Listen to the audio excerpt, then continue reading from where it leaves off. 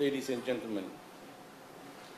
Madam Speaker, it is my honor to deliver my maiden speech at the first session of Parliament after the successful 2018 general election as Minister for Employment, Productivity, Industrial Relations, Youth and Sports. Let me begin by joining other members of this august House in congratulating you, Madam Speaker, for your second term as Speaker of this House. You are a great and strong representation of women leadership, and we look forward in working under your guidance. I would also like to congratulate Honorable Veena Bhatnagar in her appointment as Deputy Speaker. Madam Speaker, I join other members and applaud the fact that we have more female representation in Parliament than ever before. This is timely and a step in the right direction towards a more inclusive Parliament. Madam Speaker, the opening remarks by His Excellency the President bears witness to the values on which modern states are founded. These values are based on principles of a service-based and transparent governance that delivers on the expectations of all citizens in a fair, just and equitable manner, like the Fiji Affairs government for the past 4 years, and who will continue to deliver on this for the next 4 years. Madam Speaker, I note and commend His Excellency's interest on youth leadership, and the need to include youths in planning, decision-making, and implementation of our policies and programs. Madam Speaker, the words from His Excellency the President gives us a sound platform to work with as leaders for the good of all Fijians. And I thank His Excellency the President for his clear message about these values. It provides a pathway for all of us as leaders to follow as we serve the people of Fiji. Madam Speaker, it is with immense pride that I offer my hearty congratulations to our Honorable Prime Minister for successfully leading our Fiji First Party into a second term of office. This is truly a fine achievement of a statesman and an honest leader. Madam Speaker, no doubt, a second term of the Fiji First government means that we will continue to deliver on the programs and achievements from our first term in office and on our manifesto for an inclusive, progressive, and sustainable nation built on the principles of unity and harmony. Madam Speaker, it is on the mandate of an inclusive and fair and just Fiji for all Fijians that the Fiji First government will govern and continue to provide service delivery. I join the Honorable Prime Minister and other members to thank all our supporters for their sacrifice and hard work in ensuring victory for the party that cares for all Fijians. Thank you, Team Fiji, for bringing it home. On a personal note, I would like to thank my mother, who has always been a pillar of strength in my life. I thank and acknowledge the Almighty for the blessing of our success. But more importantly, Madam Speaker, for a peaceful transition during the election. Madam Speaker, I also joined the other speakers in thanking the Fiji Elections Office and the Supervisor of Election and staff for a job well done. And I congratulate the members of MOC for their input and declaration of a free and fair election. Madam Speaker, in welcoming the opposition members to this House, we look forward to a healthy and well-informed debates and discussions. As His Excellency the President pointed out, Madam Speaker, we have a role beyond playing politics in this House. Such healthy and relevant debates should lead to directions and decisions in the greater interest of our beloved nation. Madam Speaker, unfortunately, the opposition in the election and in their contribution to the debates in Parliament yesterday have continued to insist on misleading deliberation and showboating rather than telling the truth. As we have moved forward as a nation, Madam Speaker, the opposition, among its campaign promises, decided to promote the idea of a move backward to the 1997 Constitution. Sodalpa, in their questionable wisdom, decided that the return to a communal and a racially segregated electoral system under the 1997 Constitution would be the way forward for Fiji. Madam Speaker, this backward step was a stage drama based on a narrow and selfish vision for Fiji. The campaign by Sodelpa to get back to the 1997 Constitution was only because of greed and selfishness. Madam Speaker, greed and selfishness to once again appeal to the Itoke voters bank of the past by spreading false news and outright lies of threats to indigenous rights and alienation of their land. Madam Speaker, this was no more than a blunt appeal for a communal and race-based voting bank, something that they have exploited through lies and deception, just like they looted the National Bank of Fiji. Madam Speaker, a regressive vision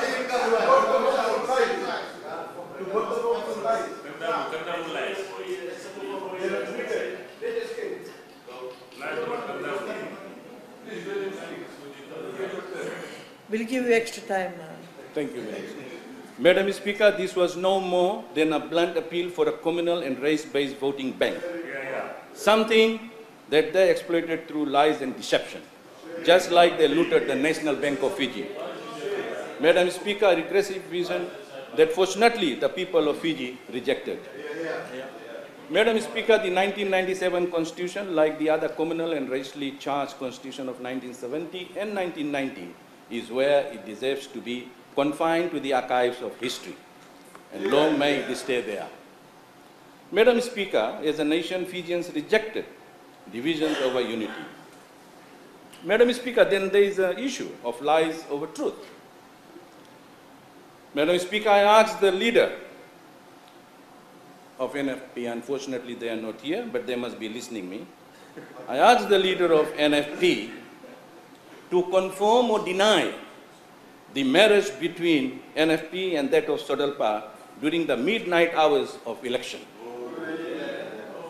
Madam Speaker, can the leaders of the NFP deny that their party had agreed to the marriage with Sodelpa in their greedy hopes to form a coalition government against Fiji First?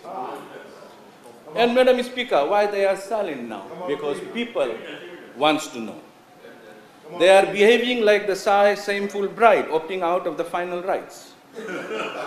Or did both went through the engagement rituals but never told their supporters? Madam Speaker, the truth has already come out. One only has to see the voting pattern in this House over the course of its opening session. And we all know who is in bed with whom.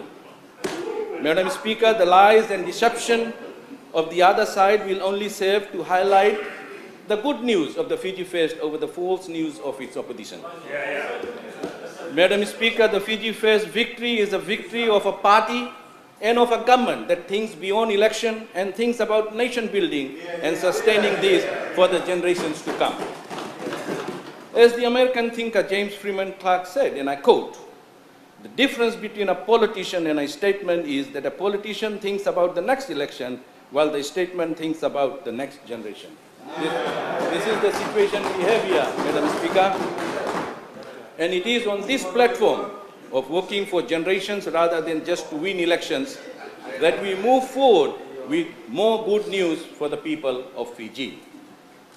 Madam Speaker, we in the Fiji First government have demonstrated in past that strength in diversity comes from unity of thought and actions towards a common purpose like nation building. It is this unity of purpose that we will work towards the stated aims of our Fiji First government, that is, for a better Fiji for all Fijians. Madam Speaker, as His Excellency the President noted, it is also timely that we engage more on our youth and include their thoughts, ideas and innovation in programs about them. Madam Speaker, we will continue the delivery of programs to both the rural youth and those in our urban corridors, in particular for young women, in areas like empowerment, health and wellness, self-help projects, leadership training, just to name a few. Madam Speaker, these were few who were saying in the last time that they'll be sitting this side, we'll be sitting that side. So for now, can you please sit quietly and listen?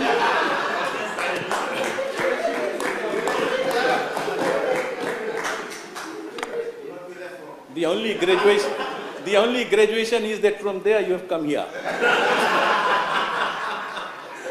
Madam Speaker, sports unites us. And in Fiji, we know that sports have greatly united us and presented our small island nation with pride and achievement on global stage. The success of the Olympic and World Champion 7 teams, the Flying Fijians, and more recently the Fijian rugby side have all contributed in the economic sector for Fiji and brought added glory to our beloved nation. And of course, the win over France by Flying Fijians this past weekend augurs well as we move towards the Rugby World Cup in 2019.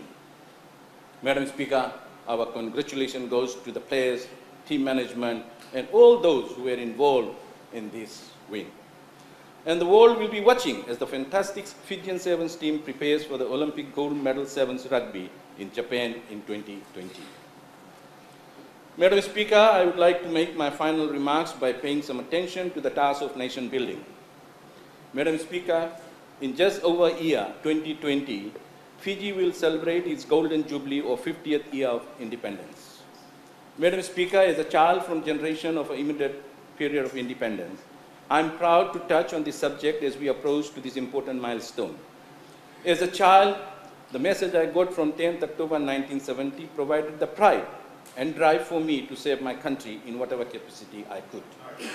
Madam Speaker, it is important that our current generation are assured of the same right of being a proud and valued citizen of Fiji.